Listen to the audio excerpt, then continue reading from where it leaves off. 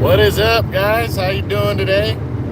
It's Monday morning. I want to break into another top 10. Today we're going to be going over the 154-pound super welterweight division. Hopefully I can get a couple of these knocked out today and keep it rolling. 154 super welterweight. Pretty strong division right here. Kind of flew under the radar, but the overall, what a lot of people voted to be the overall fight of the year came out of this division. And there's just some good, solid fighters, and it's definitely a division to pay attention to because a lot of these guys are being showcased on pretty big cards going forward. So, and did in 2018 as well. So, again, make sure you're checking these out. We'll get into all that. Let's go with the outs, the guys that are out of the top 10 from last year. There's four outs. The first of those is Saddam Ali, former WBO champion. He entered the year coming off of his career best win at the end of 2017 when he upset Cotto in Cotto's last fight of his career and captured the 154-pound belt. Was riding that high and was looking like he was going to do something big. He was supposed to fight his mandatory in May, and his mandatory had to pull out with an injury. So on about, I think it was Jaime Munguia stepped in.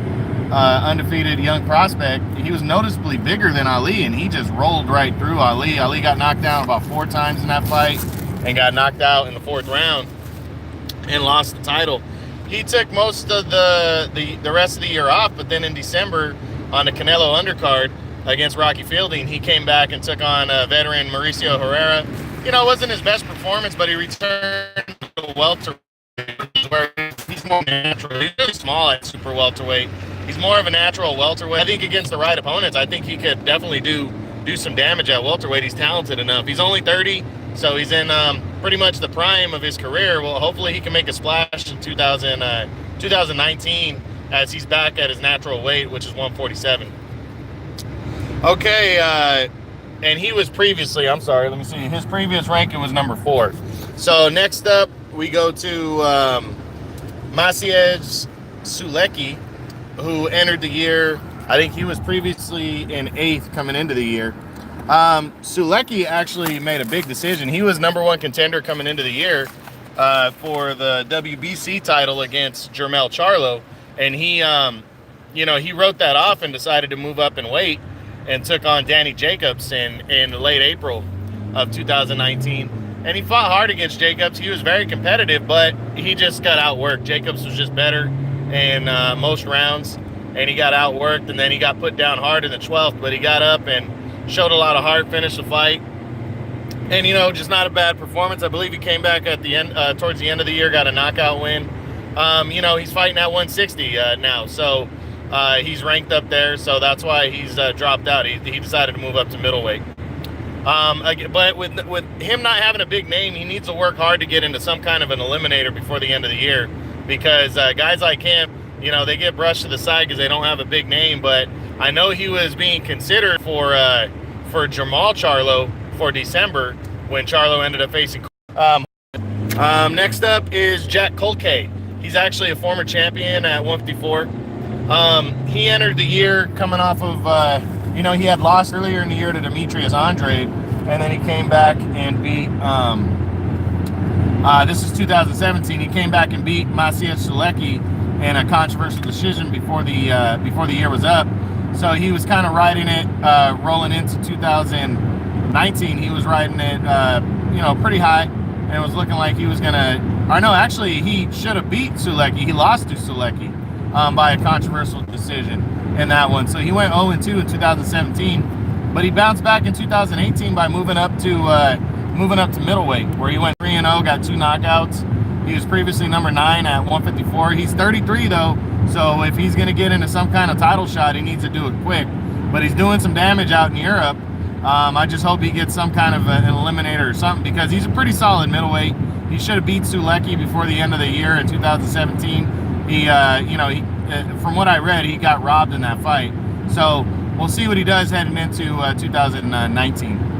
And then finally, the last guy that's out of my top 10 is former IBF champion Ishe Smith. Smith entered the year ranked number 10, and in May he took on Tony Harrison And Tony Harrison, from what I read, I mean, because I didn't see the fight because it was on some app that I couldn't get, but from what I read, Tony Harrison really just dominated Smith and even knocked him down, and it looked like, you know, it was over, but like he was going to stop him, but Smith showed a lot of heart for his age and finished the fight. But then it went to the scorecards, and for some reason got voted or got scored a split decision in favor of Harrison.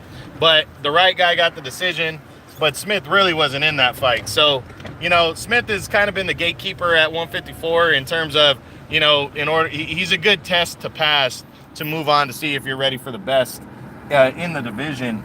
And, you know, I like Ishe Smith, but he's 40 now. I believe he's coming back and taking on... I forget who they're throwing him in against next. He's facing somebody solid who's on the rise.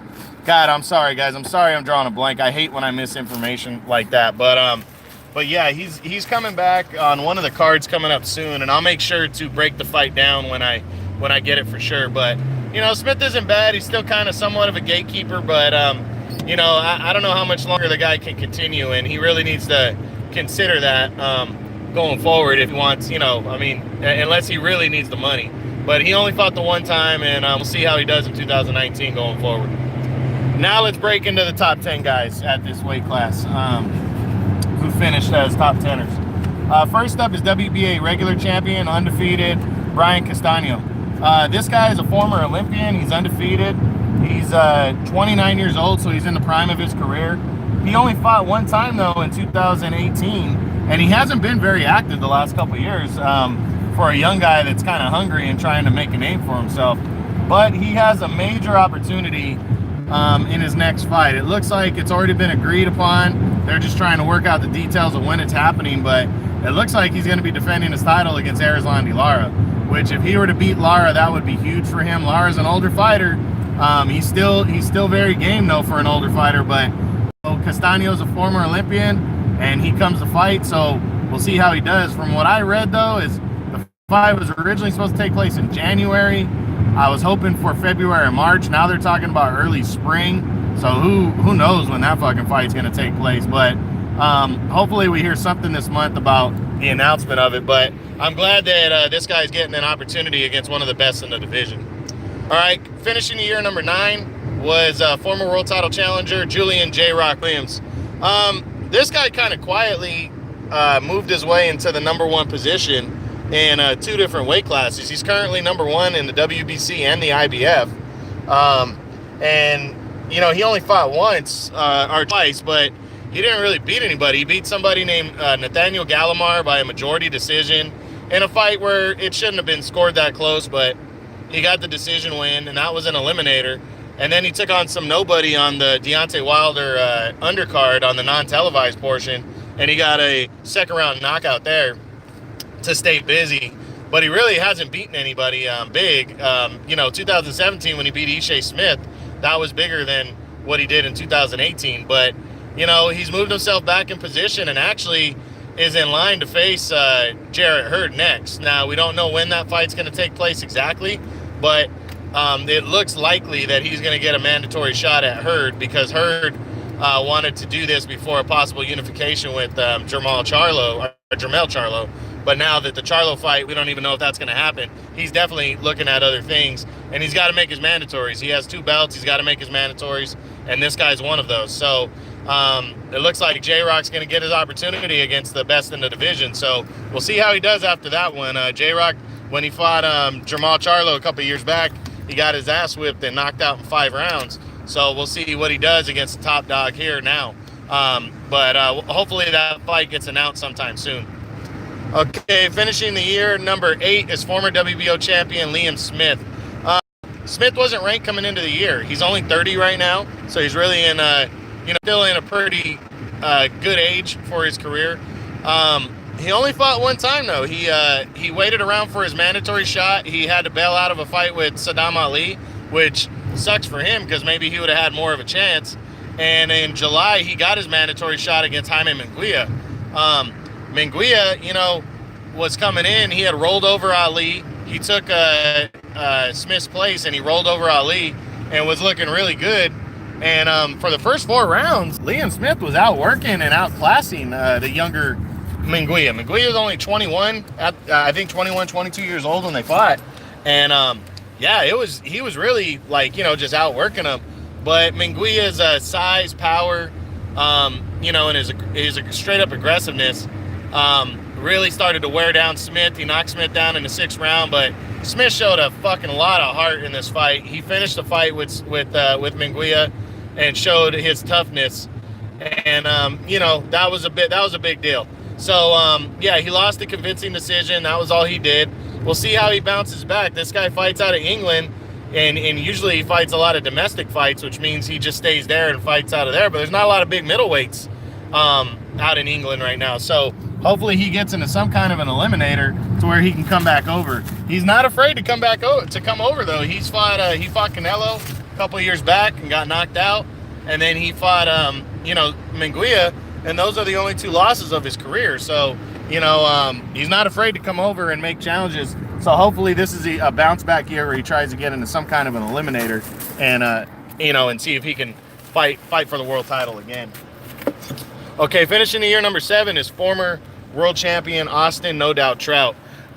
Trout was coming into the year where he had come back in October of 17 against Jarrett Hurd and challenged for the IBF title, but he had taken off nearly, I think it was 19 months in between fights, and he boxed Hurd really well and was ahead halfway through the fight.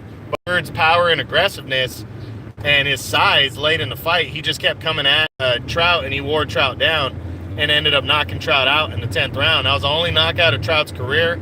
I really put that up there with more of him being inactive, but Hurd is a beast in the late rounds, as he showed against Lara. So, but Trout was really in that fight, and it was really close, going into that round. He came back and got in early in the year. I believe it was in February, and Jermell Charlo decided to give Trout an opportunity in June. Kind of an ugly fight at first. Charlo did get a couple knockdowns on Trout, but Trout boxed very well, as he did against Charlo's brother, Jamal, a couple years ago. And he made it interesting. The fight ended up going to the scorecards where he lost the majority decision. I didn't think the fight was that close. I thought Charlo should have got a unanimous decision, but Trout really showed that he's still very capable, even at 33, of competing with the top dogs in the division. And somebody gives him an opportunity. I hope they kind of start looking at him as the possible gatekeeper of the division, and he gets opportunities, because that's what's been lacking with Trout because of his style. His southpaw boxing style has really, it throws people off. And but I hope he gets into some kind of an eliminator, bounces back in 2019, and keeps rolling, because Trout's a straight, he likes the big fights. He likes to fight. But I just want him to stay active, get back in it, get active early. That way he can try to move himself in line for something bigger. Okay, so finishing the year now, number 6. 1 second.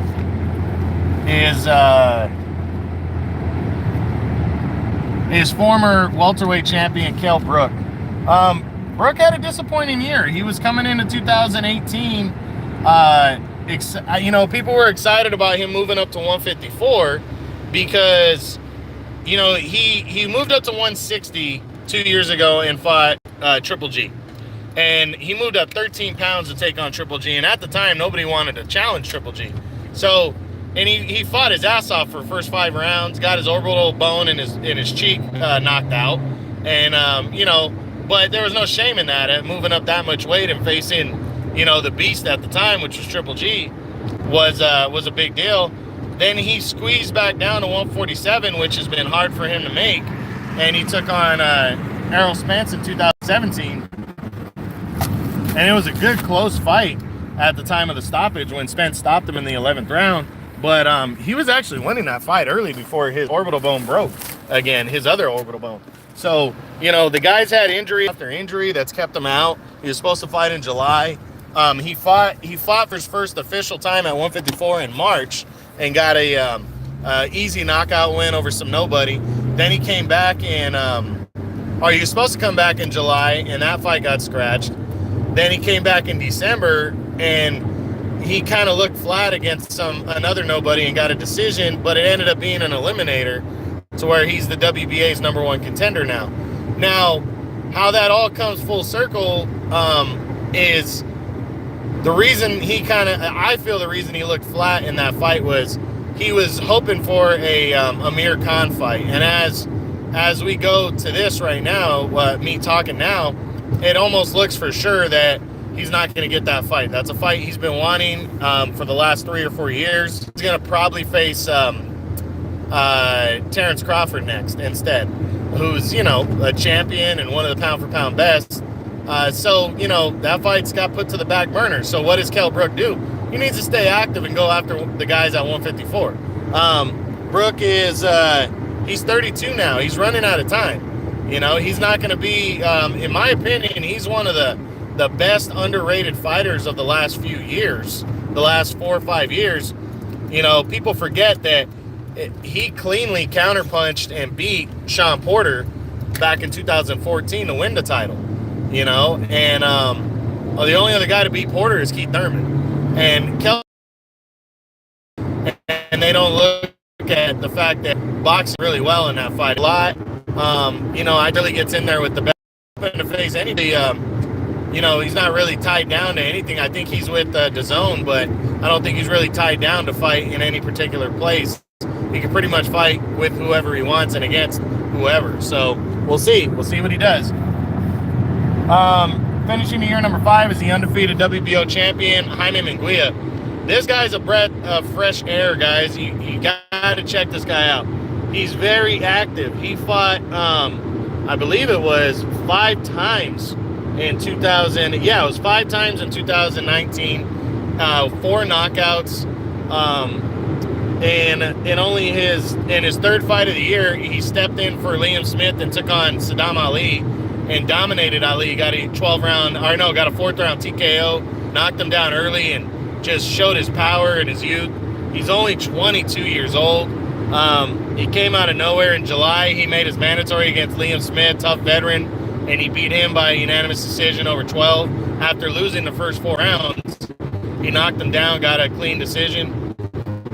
And then back before the end, took on little-known Brandon Cook on the Canelo undercard and dominated him with a 3rd round knockout. So very good fighter right here.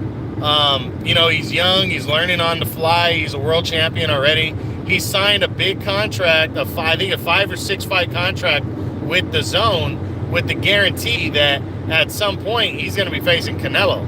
So, I'm really hoping for that. That's a big fight right there. And not now, definitely not now. He's still learning, but maybe after a year or two, when that contract, he's coming up towards the end of that contract, hopefully he gets a crack at Canelo. I love that he signed with Golden Boy. He's coming back here in January on the 26th.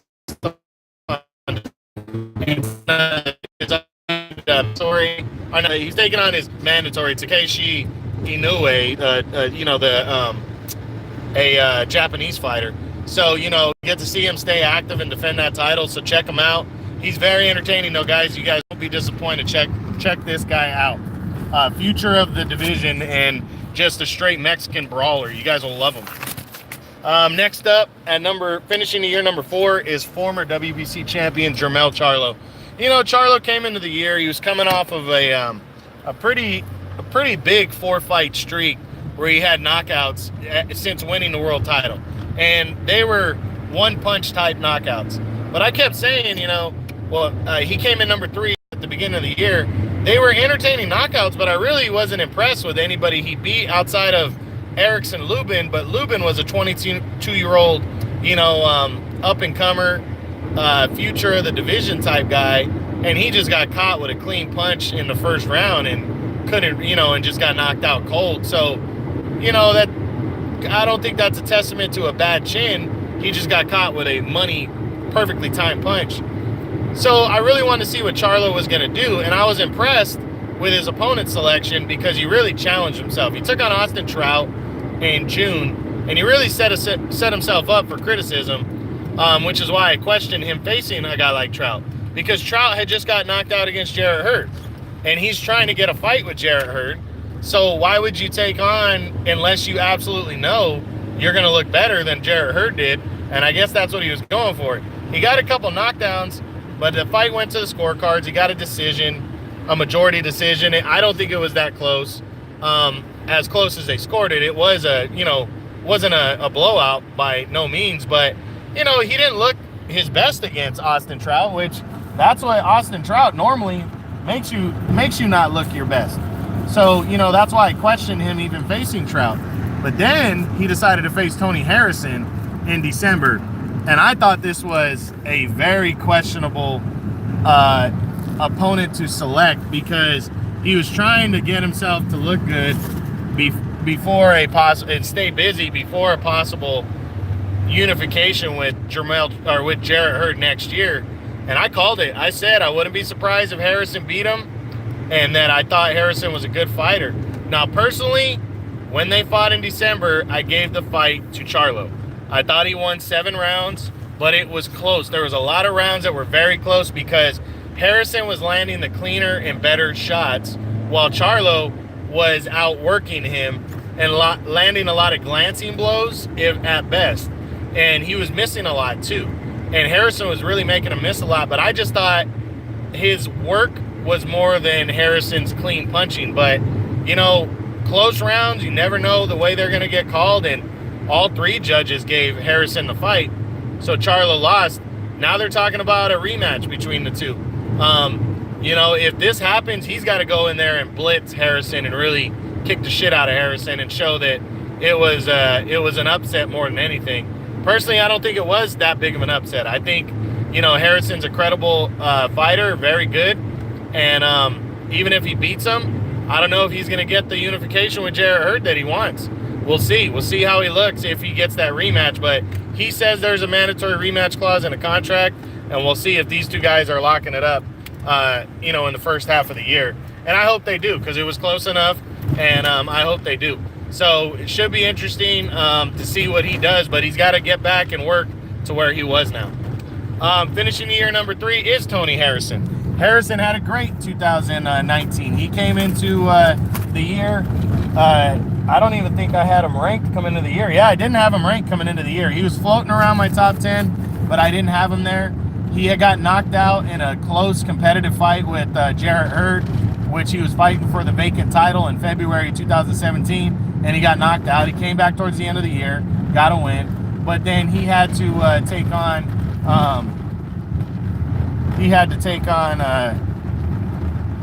what's his name?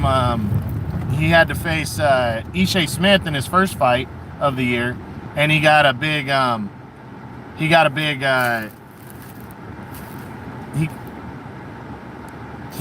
decision. I'm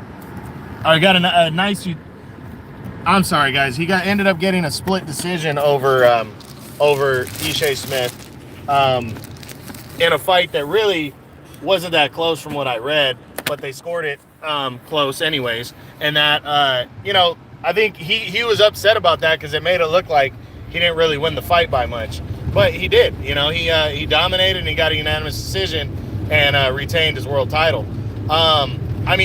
Didn't retain the world title, but he put himself in line for something bigger. And in 2000, at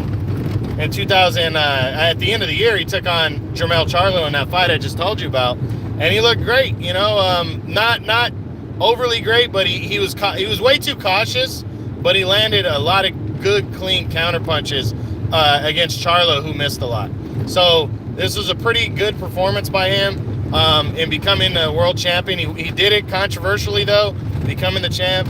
And it looks like a rematch is going to be in order. I honestly think he has a good chance in a rematch, but he's got to let his hands go.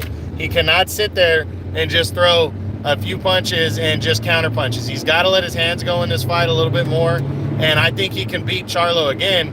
And then that really turns the division on its head. See if he can get a rematch, which he says that's the fight he wants with Jarrett Hurd. So we'll see. Congrats to Tony Harrison coming and having just a really good 2018. Okay, finishing the year number 2 is former WBA super champion Erislandy Lara. This guy in April decided to unify belts. He had been the number 1 in the division pretty much since since his loss to Canelo, and Canelo moving up to middleweight officially.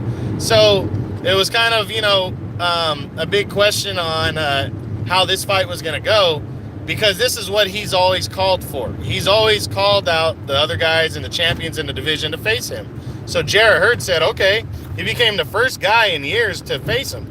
And it was a very good fight. I mean, it was fight of the year for ESPN. These guys went toe-to-toe in a classic. And really what the knockdown in the 12th round lost him the fight. The fight would have been a draw, and possibly we would have seen a rematch. But, instead, he ended up losing by a close split decision. Now, the WBA at the time, great fight, though. You can't knock this guy. But the WBA mandated a rematch and ordered one, but nothing ever came from that. They never followed through on that. Hurd ended up coming back against some nobody in December after a surgery on his shoulder, and then he decided to come back. And then he decided to.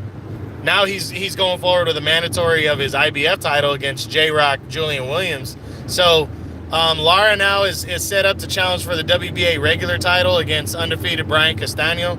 And if he wins that fight, I mean, I think the better fit for Hurd, especially after the Harrison mess, I think the better situation for Hurd is a rematch with Erislandy Lara. When you have a fight of the year candidate that doesn't end in a decisive knockout, I almost think you have to give that guy a rematch, or you should.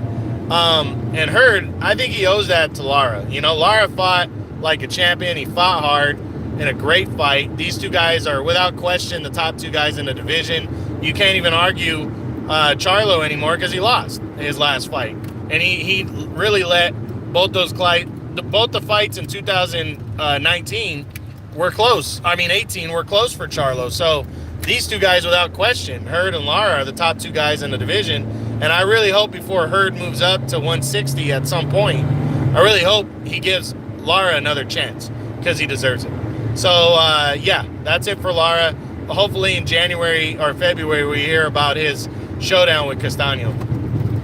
And then finishing the year number one, without question, is the undefeated and unified IBF WBA champion, Jarrett Hurd. This guy had a monster year after a great 2017. He had the best year, but was still number 2 in the division. And he showed the balls and the heart to be the one guy that would challenge Erislandy Lara, which was impressive. I was really impressed that he took that fight. And I really thought the fight was going to be close, and it ended up being very close. His size and his power late in the fight, after being, outboxed early in the fight, he really just kept coming forward and came on strong in the second half of the fight. And, and that one knockdown, as we said, was the difference. And he became the unified champ, stayed undefeated. He had surgery after that, and now he's going to be taken on, and then took on some nobody, got a 4th round knockout on the Wilder undercard. It looked like a possible unification was headed our way with Charlo, and that just didn't pop off because Charlo decided to, he didn't decide to, but he ended up losing to Tony Harrison. So now he's going to make his mandatory against J-Rock Williams next, most likely, and then we'll see what he does after that.